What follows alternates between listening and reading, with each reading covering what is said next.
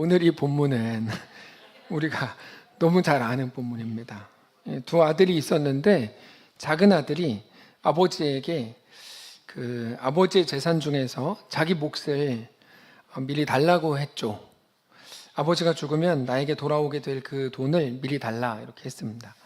얼마 후에 작은 아들이 아버지가 주신 자기 몫을 가지고 먼 나라로 떠났습니다. 작은 아들의 재산을 다 탕진했을 때 마침 그 나라에 극심한 기근이 들었습니다. 그래서 더 이상 먹고 사는 것 자체가 이제 불가능해졌습니다. 그래서 그 나라 사람에게 이제 붙어서 살았는데 그 사람은 들에 있는 돼지를 치게 했습니다. 돼지 치는 일을 했지만 먹을 거를 주는 사람은 없었고 급기야 돼지 먹는 주염 열매로 허기를 채우고 싶었지만 그마저도 주는 사람이 없었던 것으로 보입니다. 그런 지경이 이르자 이 아이가 정신이 번쩍 들었습니다. 물론 정신을 차릴 때는 이제 너무 늦었다는 생각이 들었습니다. 내가 지금 여기서 뭐 하고 있는 거지? 내 아버지 밑에 있는 품꾼들도 먹을 게 많은데 난 여기서 굶어 죽는구나. 그러면서 아버지께 돌아가게 된다면 무슨 말을 해야 될지 다 생각했습니다. 돌아가야지. 그래서 아버지, 저는 하나님과 아버지께 죄를 지었습니다. 저는 더 이상 아버지의 아들의 자격이 없습니다. 저를 품꾼의 하나로 받아주십시오. 물론 그렇게 말한다고 해서 아버지가 어떻게 하실지는 모르지만 이게 자기가 할 수 있는 최선이라고 생각을 했습니다. 작은 아들의 최선은 돌아가기로 한 겁니다. 그리고 그 후에 일어나는 모든 일들은 아버지의 결정에 따르기로 했습니다. 자, 이 아이가 어떻게 아버지에게 돌아갈 생각을 했을까요? 처음에 아버지 아들로 살 때는 아들에 대한 것들을 전혀 행하지 않았는데 밖에 나가 보니까 아버지 아들로 돌아가야겠다. 아니 품꾼의 하나로 써달라 그래야 되겠다. 이게 힘든 일이라는 건 얼마든지 상상할 수 있습니다. 우리가 그렇죠. 무언가를 결정하려고 하면 그 결정에 반대되는 생각들이 언제나 올라옵니다. 그게 우리를 두렵게 합니다. 무언가를 해야지. 그러면 항상 할 수 없게 만드는 어떤 조건들이 막 떠오릅니다. 특별히 돌아가는 길, 그것도 거룩한 믿음의 길이라고 하면 언제나 고민이 많은 길입니다. 그래서 생각이 너무 많은 길이 됩니다. 이 사람은 이렇게 말하겠지? 저렇게 하겠지? 어떻게 하겠지? 이게 우리 속에서 막 다 그려집니다. 그래서 힘듭니다. 예를 들면 우리가 뭐라 그럴까요? 이제 생명이 생명을 낳는 프로젝트 합시다. 그래가지고 우리 입으로 복음을 전해야 됩니다. 그냥 교회로 데리고 오는 거 당연히 소중한 일이지만 거기에 멈추지 말고 우리가 직접 복음을 전해야 됩니다. 아까 우리가 497장 찬양했는데 거기서 예부터 전한 말씀. 근데 전 그 가사가 그렇게 감격적이더라고요. 아까 우리 같이 찬양할 때 그 가사를 보면 가사가 주 예수 넓은 사랑 그 크신 은혜를 나 힘써 전파함은 참 기쁜 일일세. 이 말씀 전할 때 내 마음이 기쁘고 그 말씀 전할수록 새 기쁨 넘치네. 이게 2절 이 가사가 설교자들이 하는 고백은 아닐 거 아니에요. 우리 모든 성도들이 각자의 그 복음을 전할 때 하는 거죠. 그래서 생명이 생명을 전하는 생명이 생명을 낳는 프로젝트가 너무 소중한 게 우리가 복음을 다 들었는데 각자의 언어로 누군가에게 또 이제 증거하게 됩니다. 얼마나 귀한 일이에요. 저는 정말 너무 기대됩니다. 이 사역이 너무 기대되고 우리가 누구에게 복음을 전한다고 할지 그 복음을 전할 때 우리가 공통된 것을 어떻게 자신의 언어를 또 전할지 직업에 따라서 혹은 나이에 따라서 성별에 따라서 다 다를 텐데 그게 하나님 나라에서 볼 때 완전히 엄청난 하모니가 될 것 같은 생각이 막 들어서 전 정말 너무너무 기대돼요. 근데 우리가 그렇게 하려고 할 때 전도해 보셨으면 아시겠지만 그 직전까지 두려움이 엄청납니다. 두려움이 엄청나요. 내가 전한다 그랬을 때 이 사람은 어떤 반응을 보일지, 이제까지 내가 복음을 가족들에게 전했는데 그때마다 돌아왔던 반응이 있는데 또 그렇진 않을지, 하여튼 여러 가지 생각이 막 다 들죠. 그래서 힘듭니다. 어떤 좋은 거룩한 결정을 할 때 그 결정 자체가 어려운 게 아니라 그때부터 올라오는 어떤 반대되는 생각들이 너무 커서 어렵습니다. 내가 하나님께 내 인생을 어떻게 드려야지. 그럼 그때부터 오는 어떤 불편함들에 대한 생각들도 너무너무 많겠죠. 그래서 우리는 그런 이유로 아무것도 결정하지 못합니다. 그게 마귀가 우리에게 주는 어떤 목표점입니다. 마귀는 우리에게 그런 목표를 줍니다. 아무것도 하지 마. 숨만 쉬어. 내가 편안하게 살게 해줄게. 아무것도 하지 마. 그 사탄이 우리에게 계속 주는 생각이거든요. 우리가 자꾸 그런 생각이 올라와요. 우리는 늘 생각이 너무 많아요. 그게 가장 불행한 겁니다. 우리는 지금보다 더 자유해져야 됩니다. 우리의 생각에 사로잡힌 것에서 자유해져야 됩니다. 우리는 그리스도 안에서만 자유해집니다. 휴지통에나 들어가게 될 생각들, 이 쓰레기 생각들이 더 이상 우리를 다스리지 못하게 해야 하고, 이제는 우리의 마음과 우리의 생각이 오직 그리스도 안에 거해야 됩니다. 그러면 그때 우리가 자유해집니다. 생각이 많으면 안 됩니다. 이것도 막 고민되고 저것도 내가 이렇게 하면 그 사람은 나한테 어떤 표정을 지을지, 이러면 진짜 아무것도 못합니다. 네. 그러나 우리가 그리스도 안에 거할 때, 그렇게 자유하게 될 때, 그때의 행복은 누구도 뺏지 못합니다. 그리고 실제로 우리가 위기의 순간에 하는 대부분의 생각은 사실로 보이는 거짓들입니다. 사실로 보이는 거짓들. 다른 사람의 시선은 너무 커 보이고, 정말 소중한 하나님의 마음은 아무것도 아닌 작은 것으로 보이게 됩니다. 얼마 전에 어떤 래퍼가 죽지 마인가? 하여튼 그런 랩을 했습니다. 전 가사를 보고 눈물이 나더라고요. 야, 죽지 마. 너 오늘 안 죽어도 돼. 너를 보고 하는 사람들의 어떤 말들, 쓰레기 같은 판단들, 그거 오래가지 못해. 뭐 이런 내용들입니다. 근데 그 가사만으로 진짜 얼마나 많은 아이들이 위로를 얻을까, 이런 생각을 하게 됐어요. 우리가 사람들의 시선은 정말 커 보이고, 우리에게 대한 하나님의 약속과 하나님의 말씀과 하나님의 마음은 아무것도 아닌 것처럼 보일 때가 너무 많습니다. 너무 웃기지 않아요? 하나님은 영원하시고, 하나님은 실제이시고, 하나님은 우리를 창조하셨고 우리를 붙드시는 구원자이신데, 하나님의 말씀 너무 작아 보이고, 우리 눈앞에 보이는 금방 없어져 버릴 상황들은 너무 커 보이는 거죠. 소위 빙산의 일각이라고 하는데, 위대한 결정, 믿음의 결정을 할 때는 여러분 기억하십시오. 우리 눈에 보이는 10분의 1에 대한 생각들이 막 올라옵니다. 그거 진짜 아무것도 아닙니다. 그게 올라와서 막 영원한 거, 하나님의 뜻, 하나님의 마음은 다 가려버리고 혼자 주인이 돼가지고 우리 마음속에 딱 앉아있는 겁니다. 너무 억울한 결정들을, 성도들을 너무 많이 하죠. 그거 생명이 아닌데, 정말 가치 있는 것도 아닌데 거기에 다 가려가지고, 오늘 본문의 둘째 아이라고 하면 그 빙산의 일각, 너 그렇게 하고 집 나왔는데 네가 어떻게 집에 들어가겠다는 거야, 이런 생각들. 아버지가 화내고 내쫓을 것 같고, 형의 얼굴이 막 생각나고, 형이 조롱할 것 같고, 비웃을 것 같고, 나를 뒤에서 욕할 것 같은 종들을 생각하는 게 전부였겠죠. 그러나 정확히 그것들은 작은 아들이 볼 수 있는 10분의 1에 불과합니다. 그런 모습들이 있을 수 있겠죠. 종들이 뒤에서 수군거릴지도 몰라요. 그러나 오늘 본문을 보면 현실은 정말 달랐어요. 누구도 그 아이를 나쁘게 보지 않았다는 말이 아니라, 아버지의 마음, 아버지의 어떠함이 아이가 염려하던 모든 상황을 완전히 압도하지 않습니까? 이게 오늘 본문입니다. 아이는 뭐를 몰랐을까요? 아버지가 그렇게 큰 존재라는 걸 몰랐습니다. 우리는 뭐를 모르는 걸까요? 아버지가 그렇게 큰 존재라는 걸 우리가 모르는 거죠. 무언가를 결정하기에 앞서서. 그게 아이의 가장 큰 잘못입니다. 실제로 나중에 보면 아버지가 직접 나서서 잔치를 열고 형의 분노를 누르고 모든 것을 완전히 회복시킵니다. 사랑하는 성도 여러분, 언제나 마찬가지입니다. 우리가 거룩한 결정을 하기 전에는 그렇게 못할 만한 이유들이 계속 떠오릅니다. 계속. 그러면 어떻게 하죠? 그것만 빼고 생각하면 됩니다. 그것만 빼고. 내가 이렇게 하자 그러면 뭐 우리 직장에서 누가 어떻게 하겠지? 그것만 빼고 생각하면 쉽습니다. 눈에 보이지 않는 것들을 기준 삼으면 됩니다. 눈에 보이지 않는다는 게 뭡니까? 살아계신 하나님, 지금도 나와 함께 하신 하나님, 나를 붙드시고 내 가운데 역사하신 하나님. 하나님은 눈에 안 보이지만 하나님은 진짜입니다. 하나님이 역사하실 때 눈에 보였던 모든 것들은 단번에 사라집니다. 태양이 떠오르면 안개는 있었는지도 모르게 아침왕이 다 사라집니다.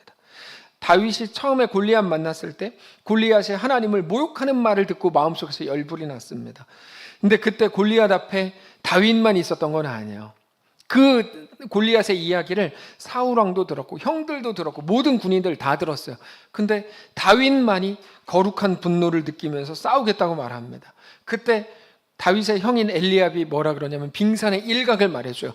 여러분, 부정적인 말은 다 빙산의 일각이 불과하다, 이렇게 그냥 해버리면 됩니다. 빙산의 일각, 너는 어리다, 골리앗은 용사다, 너는 그를 이길 수 없다, 넌 질 거다.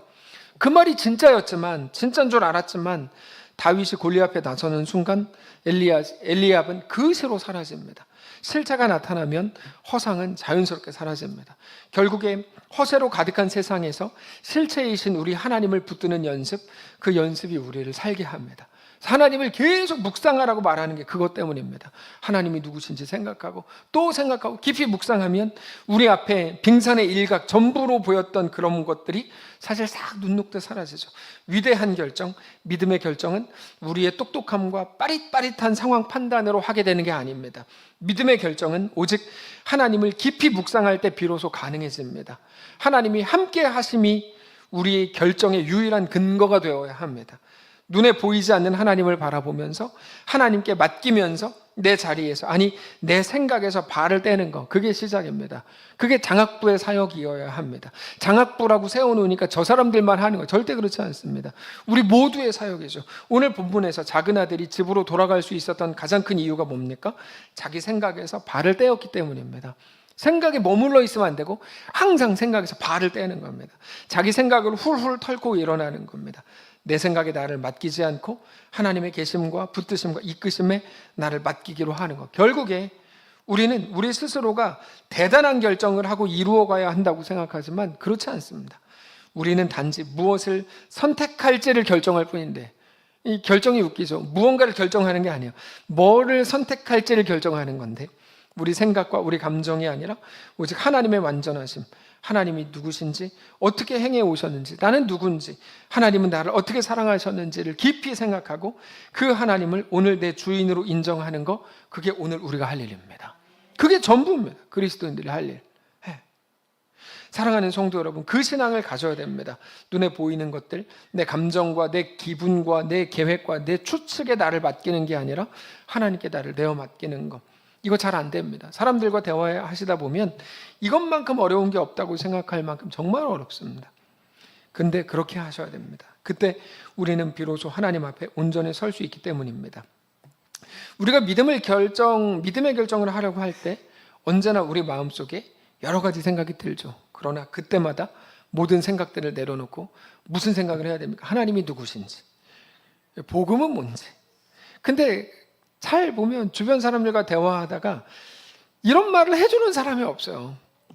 막 깊은 고민이 있고 막 힘들어하고, 그때 하나님이 누구시오? 라는 말을 해주는 사람이 없어요. 다 현실적인 말들. 너 나이가 어떻고, 네 가진 게 어떻고, 네 키가 어떻고, 네 뭐 얼굴이 어떻고, 뭐 맨날 그런 얘기만 하지 하나님이 누구신지 얘기하지 않아요. 그래서 믿음의 부모가 진짜 필요합니다. 하나님이 누구신지, 복음은 뭔지, 나를 부르신 부르심이 뭔지를 생각하는 게 우리가 해야 될 신앙의 방식입니다. 근데 그렇게 눈에 보이지 않는 하나님을 바라보기로 결정하면 그 결정은 인간적인 눈에는 반드시 죽는 결정인 것처럼 보입니다. 너 망할 거야, 너 실패할 거야, 너 욕먹을 거야. 당장 오늘 본문에서 이 아이가 어떻게 돌아갈 수 있겠다고 할 수 있었을까요? 굶어 죽기 싫어서 돌아간 것처럼 아이가 살려고 이런 결정을 했다고 생각할 수 있겠죠. 근데 그렇지 않습니다. 이 사람은 자기가 살려고 결정한 게 아니고 죽는 결정을 하고 있는 중입니다. 돌아간다 그랬을 때 어떤 일이 있을지 뻔히 보이잖아요. 그러니까 죽는 결정이죠. 우리가 매 순간 사는 것과 죽는 것을 구분할 수 있어야 됩니다. 만약 이 아이가 그 상황, 배고픔과 자존심 상함과 부끄러운 모든 자기 역사를 피하고 싶었다면 자살했겠죠.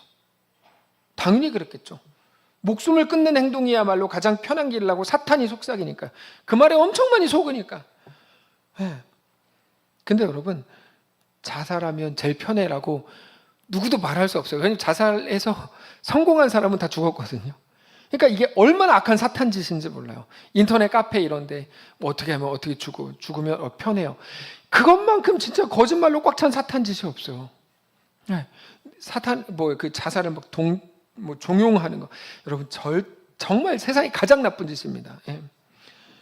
목숨을 끊는 행동이 가장 편한 길이다. 사탄의 말입니다. 근데 이 아이는 목숨을 끊어버리는, 세상이 말하는 편한 길, 피하는 길, 그 거짓 길 대신에 자기가 저질러 놓은 모든 잘못에 대한 대가를 치르기로 하죠. 이게 멋있는 거죠. 그거야말로 죽는 길입니다. 그리고 죽는 길이야말로 사는 길입니다. 그게 집으로 돌아가는 길이었죠. 당장과 멀리로 구분할 수 있는데, 당장 죽는 길이 멀리 보면 사는 길이고, 당장 살려고 하는 길이 멀리 보면 죽는 길입니다. 그게 우리가 매 순간 하나님을 믿는 방식입니다. 하나님을 믿는 방식은 쉬운 길을 선택하지 않는 겁니다. 어려운 길, 피 흘리는 길, 죽음의 길을 선택하는 겁니다. 장학부 사역이 그렇습니다. 모든 사역이 다 마찬가지지만 헌신은 늘 힘들고 희생은 언제나 어렵습니다. 그래서 아마 장학금 회의할 때 분명히 누군가 한 명은 그랬을걸요. 우리끼리 이렇게 하는 게 무슨 의미가 있습니까? 분명히 누군가는 그랬을걸요. 이게 꼭 조직마다 그런 사람이 꼭 있어요. 그렇게 말하지 마세요. 우리의 사역은 더 효과적인 어떤 더 효율적인 그런 거 안 해요.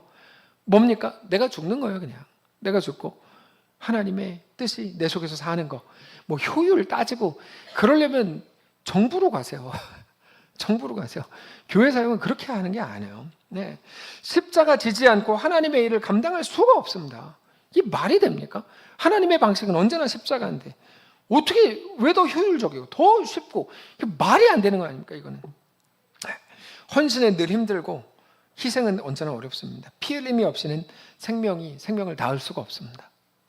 거룩한 일은 우리가 흘리는 피를 먹고 자랍니다.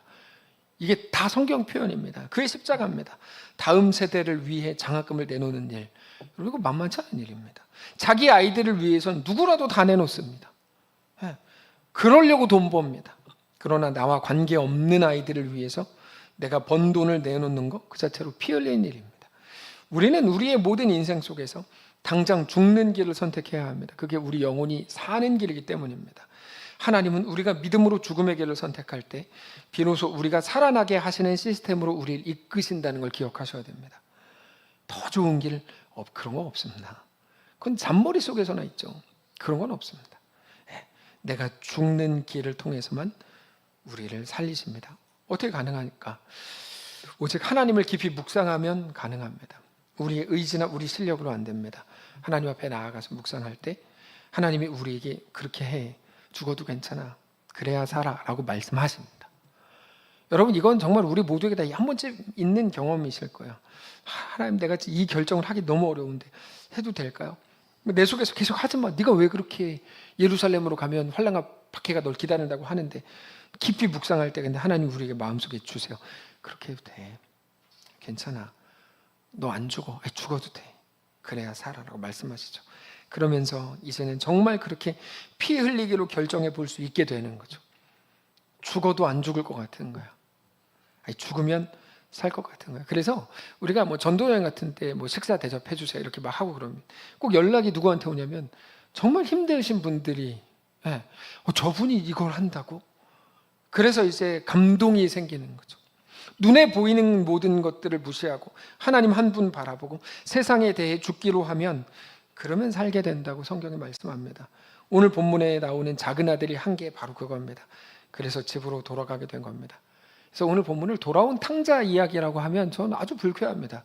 그런 게 아니거든요. 오늘 본문은 그 많은 생각들을 잠재우고 오직 하나님을 바라보기로 하는 것, 하나님을 믿음으로 그렇게 행하는 것, 하나님이 우리를 도우신다고 할 때 그 말은 모든 일들을 대신해 준다는 말이 아니라 그 힘을 준다는 겁니다.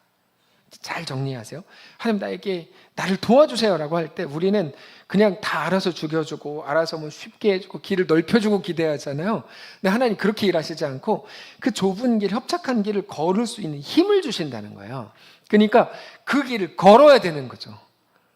그래야 하나님 함께 하시는 거죠.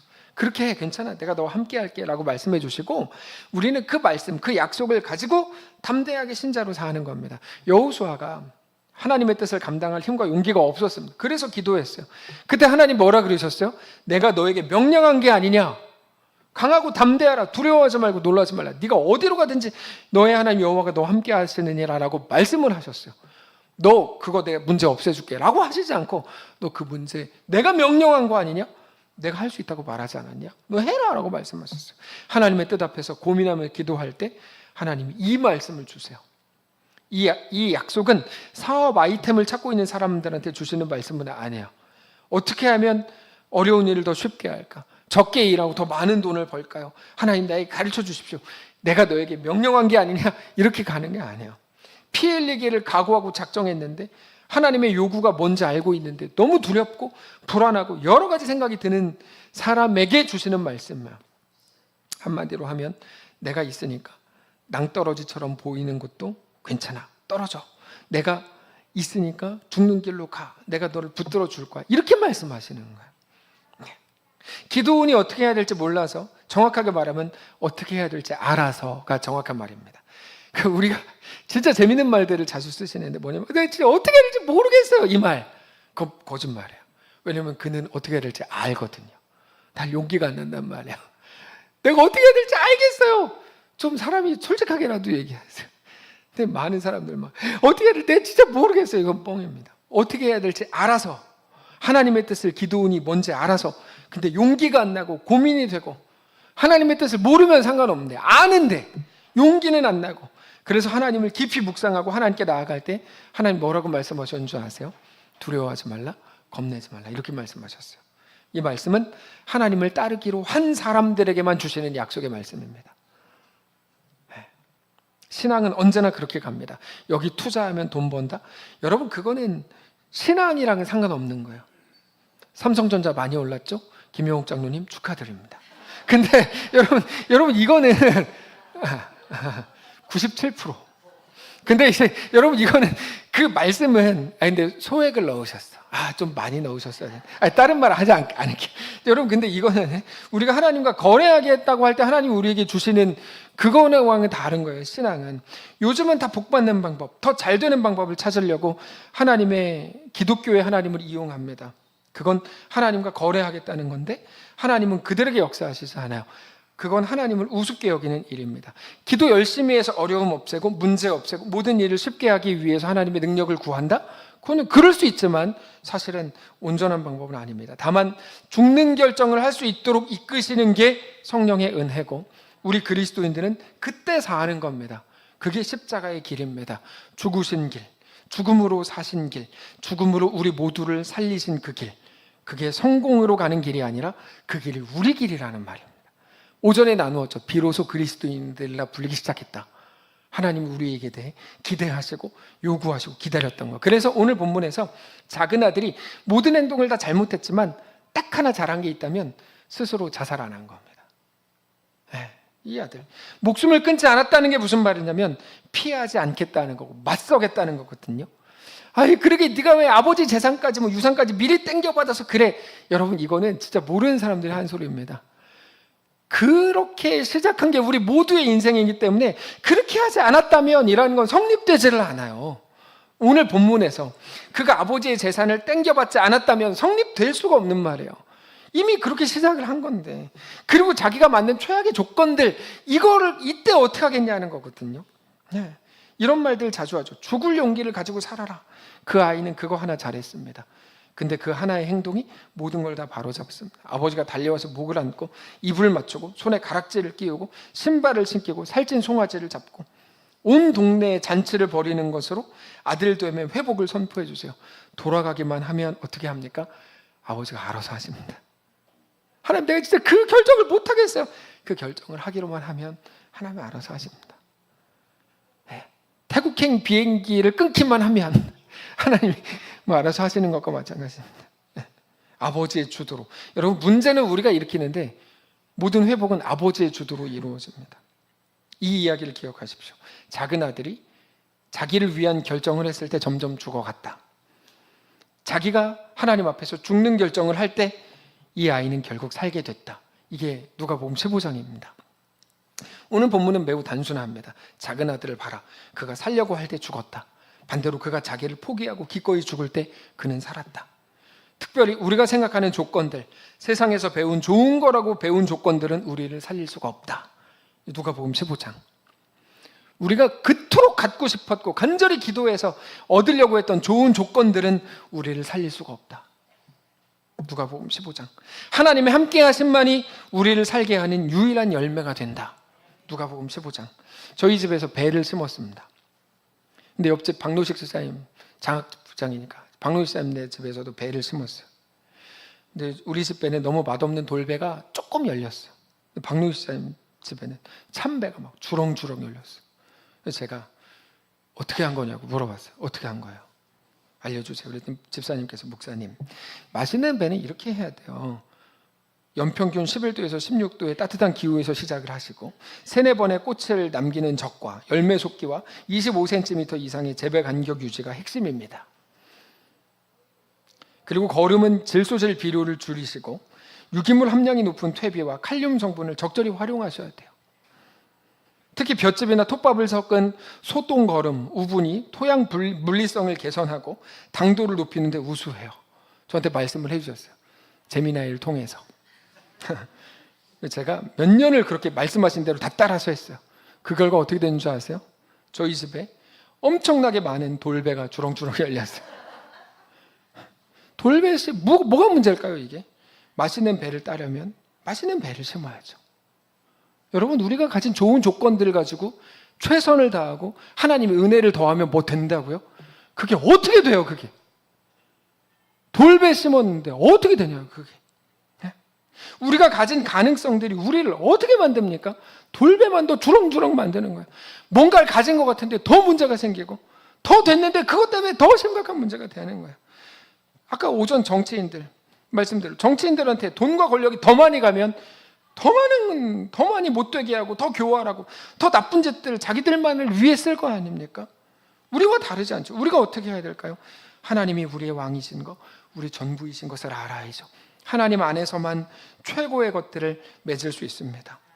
우리는 최고의 조건들을 가지고 최악의 것들을 만들어내는 정도의 실력이라면 우리 하나님은 최악의 것들을 가지고도 최고의 것들을 만들어내십니다. 그래서 우리는 최고의 조건을 가지려는 갈망이 우리의 전부가 되면 안 됩니다, 여러분. 우리의 기도 제목을 제발 점검해 보세요. 그리고 최고의 조건을 가지려는 게 전부라면 몇 개 지워야 돼요. 전 어차피 기도 안 하는데요. 그거는 자랑할 게 아닌 거예요. 제가 지금 몇 분하고 눈을 마주치니까. 그 자랑이 아니에요. 기도를 하셔야 돼요. 근데 최고의 조건을 가지려는 갈망이 내 전부가 되면 안 된다. 여러분, 이 정도의 지혜는 말씀을 통해 얼마든지 가질 수 있습니다. 오늘 우리가 가진 모든 것들을 하나님께 내어 맡기십시오. 장학부에서 이미 지난달에 장학금을 전달했고 곧 3월에는 반구학교와 뽕르학교에도 장학금을 전달하면 이 10만 원이면 한 아이가 1년 동안 기숙사 생활을 할 수 있다는 걸 몇 년 전에 우리가 들었습니다. 그때부터 계속 아이들 명단, 그 다음에 임혜진 김현우 지사님이 장학생 추천을 계속 하시고 그래서 학교랑 연계해서 계속 이제 장학금을 계속 주고 있어요. 계속해서 성도들이 협력하셔야 되고 마음을 같이 하셔야 됩니다. 이 귀한 사역입니다. 사랑하는 성도 여러분, 말씀을 정리하겠습니다. 우리를 어지럽히고 머리가 복잡하게 하는 생각들을 이제 멈추시고 하나님이 누군지, 나는 누군지, 나에게 대한 하나님의 요구는 어떤 것이고 신자인 나에게 대한 하나님의 목적이 무엇인지를 묵상하십시오. 그리고 믿음으로 도전하십시오. 용기가 안 나거든 기도하십시오. 하나님께서 담대하게 감당할 힘을 주실 겁니다. 그렇게 주님과 동행하게 되시길 바랍니다. 기도하겠습니다. 하나님, 우리 삶에 그렇게 개입해 주시길 원합니다. 벌벌 떨면서 조금 잃을까봐 혹은 손해볼까봐 자존심 상할까봐 욕먹을까봐 내가 한 일이 잘못될까봐 벌벌 떨면서 한 걸음도 떼지 못했던 우리를 불쌍히 여기시고 이제 하나님의 뜻을 알아서 나에게 힘 주십시오. 용기 주십시오. 감당할 힘을 주십시오. 감당하게 해주십시오. 내 인생을 주님 받아주십시오. 고백하는 그렇게 주님과 멋진 동행을 이루는 사랑하는 모든 성도들 될 수 있도록 축복하십시오. 감사드리며 살아계신 우리 주 예수님의 이름으로 기도합니다. 아멘. 이제는 우리 구주 예수 그리스도의 은혜와 하나님 아버지의 다함없는 사랑과 성령의 교통인도 역사 위로 함께 하시는 은사가 이 시간초를 바라보며 예수 안에 허락된 그 길을 믿음으로 담대히 걷기를 소원한 사랑하는 모든 성도들 머리머리 위에와 자신의 것을 모두 하나님께 내어드리며 하나님이 우리가 가진 어떤 것들을 가지고도 가장 놀랍고 완전한 것들을 이루실 줄을 믿고 믿음으로 주님께 드리는 장학부 회원들 그리고 사랑하는 모든 성도를 머리머리 위에와 우리의 다음 세대 아이들 위해 우리 사랑하는 이 교회 위에 이제로부터 영원까지 함께 계실지어다. 아멘.